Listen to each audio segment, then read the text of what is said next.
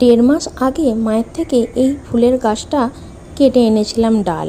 তারপর প্রায় দেড় মাস পর এই গাছটায় অবশেষে কুড়ি এসেছে। আর এইদিকে আমি বাড়িতে বসে বসে এখন বোর হই বলে ভালো মানুষ হওয়ার জন্য আমার বর আমাকে দুখানা বই কিনে এনে দিয়েছে।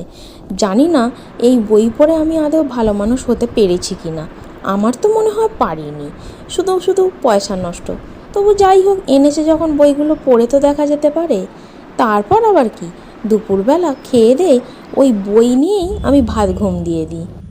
আর ঘুম থেকে উঠে দেখি একজন তাড়াতাড়ি ফিরে পড়েছে আর এনেছে ফুচকা।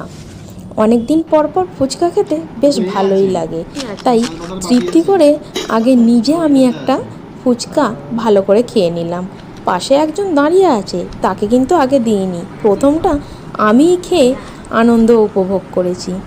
অনেক দিন পর ফুচকা খেলে কেমন লাগে বলো। তারপর আবার সন্ধ্যাবেলা বেরিয়ে গেছিলাম রাস্তার ধারে ঘোরাঘুরি করতে করতে করতে একটু চাও খেয়ে নিলাম। এই রাস্তার ধারে দাঁড়িয়ে এই মাটির ভাঁড়ে চা খেতে আমার বেশ ভালোই লাগে। তবে বাড়িতে কিন্তু আমি খুব একটা চা খাই না, রাস্তায় বেরোলেই মনটা একটু চা চা করে। তোমরা কে কে এরকম রাস্তায় বেরিয়ে চা খেতে